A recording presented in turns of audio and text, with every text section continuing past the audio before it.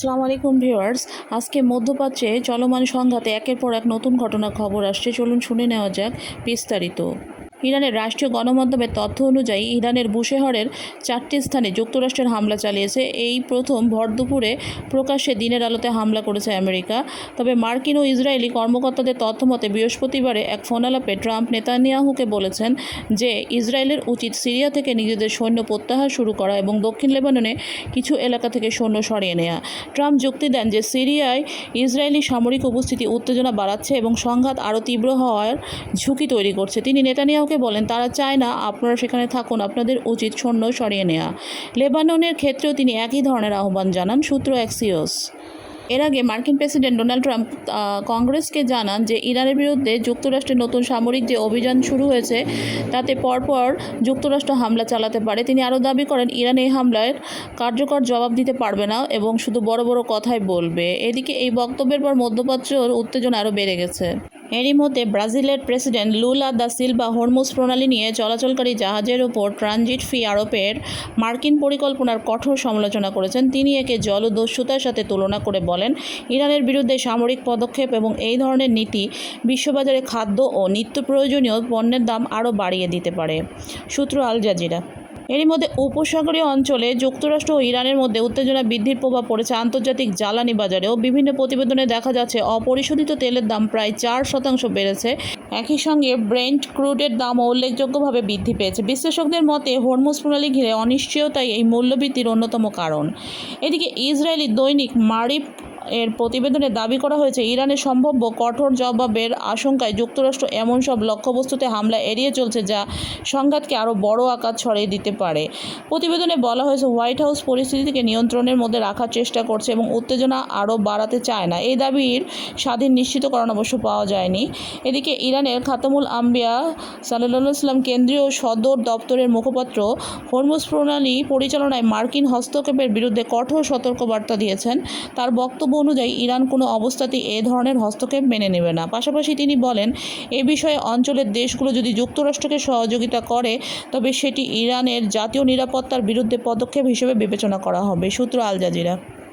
এদিকে সিএনএনের এক প্রতিবেদনে বলা হয়েছে, ইরানের সঙ্গে সংঘাত দীর্ঘায়িত হলে যুক্তরাষ্ট্রের অস্ত্রের মজুত উল্লেখযোগ্যভাবে কমে যেতে পারে। প্রতিবেদনে বিশ্লেষকরা বলেছেন যে দীর্ঘমেয়াদী সামরিক অভিযান পরিচালনা করতে গেলে উন্নত ক্ষেপণাস্ত্র ও নির্ভুল অস্ত্রের উপর অতিরিক্ত চাপ পড়তে পারে, যা ভবিষ্যতে সামরিক প্রস্তুতিকেও প্রভাবিত করবে। এদিকে ইসলামী বিপ্লবী গার্ড বা আইআরজিসি দাবি করেছে, তারা জর্দানের প্রিন্স হাসান বিমান ঘাঁটির জ্বালানি সংরক্ষণাগার ও গোলাবারুদ ডিপোকে লক্ষ্য করে একটি নির্ভুল প্রতিশোধমূলক অভিযান চালিয়েছে। আইআরজিসির দাবি অনুযায়ী ওই হামলার ঘাটের ভিতরে আগুন ধরে যায়, তবে এই দাবি স্বাধীনভাবে নিশ্চিত করা সম্ভব হয়নি। এদিকে ইরানের সেনাবাহিনীর বিমান প্রতিরক্ষা ইউনিট দাবি করেছে, তারা যুক্তরাষ্ট্রের একটি অনুপ্রবেশকারী লুকাস ড্রোন শনাক্ত করে গুলি করে ভূপাতিত করেছে। এই ঘটনা ইরানের পক্ষ থেকে তাদের আকাশসীমা রক্ষার আরেকটি সফল অভিযান হিসেবে তুলে ধরা হয়েছে। তবে এ বিষয়ে যুক্তরাষ্ট্রের পক্ষ থেকে কোনো মন্তব্য পাওয়া যায়নি। রাতভর ইরানের বিভিন্ন স্থানে মার্কিন বিমান হামলা অব্যাহত রয়েছে বলে একাধিক সূত্রে দাবি করা হয়। বিশেষ করে খুজস্তান প্রদেশে তীব্র হামলার খবর পাওয়া যায়। একই সঙ্গে বিভিন্ন প্রতিবেদনে বলা হয়েছে, কাতার ও সৌদি আরব থেকে উড্ডয়ন করা মার্কিন বিমান বাহিনীর KC-135 আর আকাশে জ্বালানি সরবরাহকারী ট্যাঙ্কার বিমানগুলো ইরানের বিরুদ্ধে অভিযানে অংশ নেওয়া যুদ্ধ বিমানগুলোকে মাঝ আকাশে জ্বালানি সরবরাহ করেছে। এদিকে প্রাথমিক প্রতিবেদনে আরও দাবি করা হয়েছে, ইরানের দক্ষিণাঞ্চলে সিরিক এলাকায় একটি টেলিযোগাযোগ টাওয়ারে পুনরায় লক্ষ্যবস্তু করা হয়েছে। এদিকে সিএনএনকে দেওয়া এক সাক্ষাৎকারে মার্কিন প্রেসিডেন্ট ডোনাল্ড ট্রাম্প দাবি করেছেন, যুক্তরাষ্ট্র ও ইরান একটি সম্ভাব্য চুক্তির খুব কাছাকাছি পৌঁছে গিয়েছিল। তবে তার ভাষ্য অনুযায়ী ঠিক সেই সময় ইরান একটি জাহাজে হামলা চালায়, যার ফলে পরিস্থিতি বদলে যায় এবং উত্তেজনা নতুন মাত্রা পায়। ইরান এ বিষয়ে এখনও কোনো আনুষ্ঠানিক প্রতিক্রিয়া জানায়নি। এরই মধ্যে ইরানের বুশেহর পারমাণবিক বিদ্যুৎ কেন্দ্রের নিরাপত্তা নিয়ে উদ্বেগ প্রকাশ করেছে রাশিয়া। ভিয়েনায় আন্তর্জাতিক সংস্থাগুলোতে রাশিয়ার স্থায়ী প্রতিনিধি মিখাইল উলিয়ানভ বলেছেন, সাম্প্রতিক মার্কিন অভিযানে বুশেহর পারমাণবিক বিদ্যুৎ কেন্দ্র সরাসরি লক্ষ্যবস্তু ছিল না, অন্যথায় এর পরিণতি ভয়াবহ হতে পারত। তিনি আরও বলেন, পারমাণবিক স্থাপনা ধরনের যে কোনো হামলা আন্তর্জাতিক আইনের সুস্পষ্ট লঙ্ঘন এবং পুরো পারস্য উপসাগরীয় অঞ্চলের জন্য গুরুতর ঝুঁকি তৈরি করতে পারে, তাই এই ধরনের হামলা অবিলম্বে বন্ধ হওয়া উচিত। এদিকে ইয়েমেনের বিভিন্ন গণমাধ্যম জানিয়েছে রাজধানী সানার আন্তর্জাতিক বিমানবন্দর একাধিক বিমান হামলার শিকার হয়েছে। আনসারুল্লাহ সংশ্লিষ্ট গণমাধ্যমের দাবি, হামলায় বিমানবন্দরের রানওয়েকে লক্ষ্যবস্তু করা হয় যাতে একটি ইরানি বিমান সেখানে অবতরণ করতে না পারে।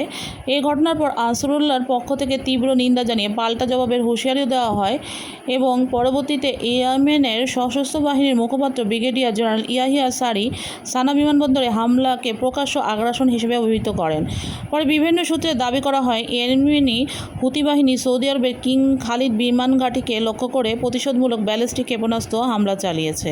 এদিকে ইয়েমেন থেকে জানা যায় যে ইয়েমেনের রাজধানী সানা ইন্টারন্যাশনাল এয়ারপোর্টে সৌদি আরবের বিমান বাহিনী বোমা যে হামলা চালিয়েছিল তার লক্ষ্য ছিল ইয়েমেনের হুতি নেতাদের বাধা দেওয়া, যারা ইরানের প্রয়াত নেতা আয়াতুল্লাহ আলী খামেনির জানাজায় অংশ নিতে দেশে ফিরছিলেন। এই হামলার ফলে ওই বিমানটি সানায় অবতরণ করতে ব্যর্থ হয়, পরে হুদাইদা বন্দরে ল্যান্ড করে বাধ্য হয়ে। এরই মধ্যে ইরানের প্রেস টিভি সতর্ক করে বলেছে, বাব আল মানদেব ও হরমুজ প্রণালীতে বড় ধরনের অস্থিরতা সৃষ্টি হলে বিশ্ব জ্বালানি বাজারে মারাত্মক প্রভাব পড়তে পারে এবং তেলের দাম দ্রুত বেড়ে যেতে পারে। এদিকে সামাজিক যোগাযোগ মাধ্যমে ছড়িয়ে পড়া ভিডিওতে যে দাবি করা হয়েছিল ইরানের সাবেক প্রেসিডেন্ট মাহমুদ আহমেদিনেজাদ ইসরায়েলের গোয়েন্দা সংস্থা মোসাদের সাথে গোপন বৈঠক করেছেন, তবে ভিডিওটির বিশ্লেষণে এই দাবিকে বিভ্রান্তিকর ও অবিশ্বাস্য বলা হয়েছে এবং পরবর্তীতে নিউ ইয়র্ক টাইমসের এই ইরানি সাবেক প্রেসিডেন্টের সাথে সিক্রেট সার্ভিসের মোসাদের যোগাযোগ এবং তাকে গৃহবন্দী ঘোষণার প্রতিবেদন সম্পূর্ণ মিথ্যা ও অযৌক্তিক বলে দাবি করেছে আহমেদিনেজাদের কার্যালয়। আরেকটি খবর হলো, মিশর ও ইথিওপিয়ার মধ্যে নীল নদের পানি বন্টন নিয়ে উত্তেজনা অব্যাহত রয়েছে। ইথিওপিয়ার গ্র্যান্ড ইথিওপিয়ান রেনেসাঁ ড্যাম বা জিইআরডি প্রকল্পকে মিশর তাদের পানি সংকটের জন্য বড় হুমকি হিসেবে দেখছে। এদিকে কিছু গণমাধ্যম ও বিশ্লেষণে দাবি করা হয়েছে এই প্রকল্পের পেছনে ইসরায়েলের সমর্থন রয়েছে এবং প্রতিবেশীদের সাথে ইথিওপিয়ার কৌশলগত যোগসাজশের অভিযোগ রয়েছে। এর পাল্টা পদক্ষেপ হিসেবে মিশর তুরস্কের সঙ্গে সামরিক সম্পর্ক জোরদার ও সুদানের সেনাবাহিনীকে সমর্থন দিচ্ছে। এদিকে আরেকটি বিশেষ খবর হলো, রাশিয়ার বিশেষ উড়ন্ত কমান্ড বিমান TU-214PU তেহরানে পৌঁছেছে। বিমানটিকে অনেকে আন্তর্জাতিক গণমাধ্যমে ডুমসডে প্লেন নামে উল্লেখ করলেও এটি মূলত নিরাপদ সামরিক যোগাযোগ ও কমান্ড পরিচালনার জন্য ব্যবহৃত একটি বিশেষায়িত বিমান। এদিকে ইরানের IRGC দাবি করেছে তারা বাহরাইনের শেখ ইসা বিমান ঘাঁটি লক্ষ্য করে ক্ষেপণাস্ত্র হামলা চালিয়েছে, তবে হামলার ক্ষয়ক্ষতি, আঘাতের সংখ্যা এবং ক্লাস্টার ওয়ারহেড ব্যবহারের দাবির স্বাধীন নিশ্চিতকরণ এখনও পাওয়া যায়নি। তো আজ এই পর্যন্তই, আবার খুব তাড়াতাড়ি আমরা চলে আসবো নতুন কোনো খবর পেলে, এবং অনেক খবর পরবর্তীতে পরিবর্তনশীল, তো সেই হিসেবে দেখতে হবে এবং অনেক তথ্যই নিশ্চিতকরণ সম্ভব হয়নি। তো আজ এই পর্যন্তই, ভালো থাকবেন, আবারও দেখা হবে ইনশাল্লাহ। আল্লাহ হাফেজ।